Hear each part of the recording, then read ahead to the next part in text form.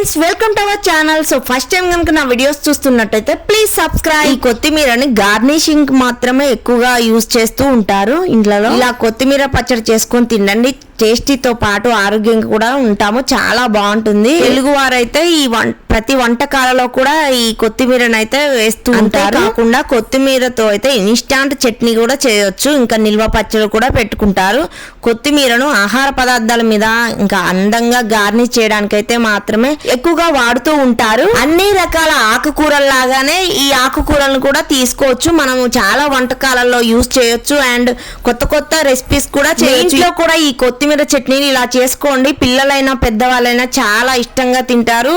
పూరి, చపాతీ, పరోటా ఇంకా అన్నంలోకి అయితే చాలా బాగుంటుంది ఈ చట్నీ. ముందుగా పల్లీలు వేయించి పక్కన పెట్టుకున్నాను. తర్వాత కొత్తిమీరని నీట్గా కట్ చేసి ఇంకా కడిగి పక్కన పెట్టుకున్నాను. ఇలా వేయించుకుంటున్నాను.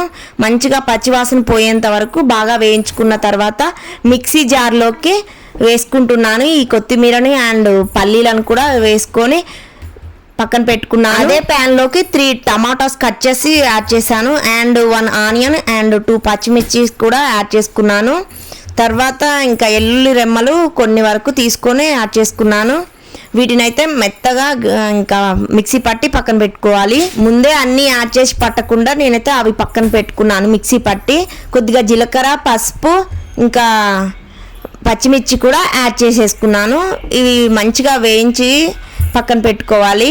ఇంకా ఉడికించిన ఈ టమాటా ముక్కలను అయితే మిక్సీ జార్లోకి యాడ్ చేసుకుంటున్నాను. ఇప్పుడు ఇంకా మంచిగా ఉడికిపోయాయి. ఫ్లేవర్ అయితే బాగుంది. స్మెల్ తక్కువ ఆయిల్ యూజ్ చేశాను. ముందుగా వేయించి పెట్టుకున్న పల్లీలు, కొత్తిమీర అండ్ ఎల్లిపాయలను అయితే మామూలుగా మిక్సీ పట్టుకున్నాను. తర్వాత ఇంకా ఇవి టమాటోస్ యాడ్ చేసుకున్నాను. ఉడికించిన సాల్ట్ తీసుకున్నాను. ఇంకా వీటిని కూడా మిక్సీ పట్టుకున్నాను. ఇంకా రెడీ అయిపోయిందండి. చట్నీ అయితే చాలా బాగుంది, టేస్టీగా. ఇంకా మా పాపకి నచ్చేసింది. సూపర్ ఉందా? నిజంగా నిజంగా బాగుందా? నచ్చిందా నీకు? తిను మరి. అస్సలు మంట లేకుండా పుల్ల పుల్లగా కొద్దిగా నేనైతే చింతపండు రసం కూడా యాడ్ చేసుకొని మిక్సీ పట్టేసుకున్నాను అండి. చాలా టేస్టీగా ఉంది. మా పాపకైతే ఫుల్ నచ్చేసింది. ఇంకా మొత్తం అలానే తింటుంది. ఇంకా దీని అయితే కొద్దిగా పోపు పెట్టుకుంటే ఇంకా టేస్ట్ అయితే వేరే లెవెల్లో ఉంటుంది. ఇంకా నచ్చిద్ది బాగా. పరోటా, చపాతీలోకి అయితే చాలా బాగుంటుంది, రైస్లో కంటే కూడా. ఇంకా పోపు దినుసులు యాడ్ చేసుకున్నాను. 1 టేబుల్ స్పూన్ మినపప్పు, ఎండుమిర్చి, ఇంకా పచ్చిశనగపప్పు, జీలకర్ర కొద్దిగా యాడ్ చేసుకున్నాను. వీటిని నార్మల్గా బ్రౌన్ కలర్ వచ్చేంత వరకు వేయించుకోవాలి. కొద్దిగా పసుపు, తాలింపు గింజలు కూడా యాడ్ చేసుకున్నాను. ఇంకా మంచిగా బ్రౌన్ కలర్ వచ్చేంత వరకు వేయించుకున్న తర్వాత పిల్లలైనా పెద్దవాళ్ళైనా ఎవరైనా కూడా చాలా ఇష్టంగా తింటారండి. మా పాపకైతే ఇంకా మామూలుగా నచ్చలేదు, ఫుల్ నచ్చింది. ఇంకా బాగా తిన్నది కూడా. ఇంకా కారం తక్కువ వేసాను. చింతపండు రసం కూడా కొద్దిగా యాడ్ చేయండి, పుల్ల పుల్లగా టేస్టీగా ఉంటుంది. ఇలా మంచిగా తీసుకోవడం వల్ల మంచి ఫ్లేవర్ వచ్చింది. ఇంకొద్దిగా కరివేపాకు కూడా యాడ్ చేసుకున్నాను. పోపు రెడీ అయిపోయిందండి. టేస్ట్ అయితే వేరే లెవెల్. మీ ఇంట్లో కూడా ఖచ్చితంగా ట్రై చేయండి. ఇలా ఇప్పుడు నోటికి ఇంకా కర్రీసే కాకుండా అప్పుడప్పుడు చట్నీలే ఎక్కువ ఇష్టము నాకైతే. నాకు చాలా ఇష్టం చట్నీలు అంటే.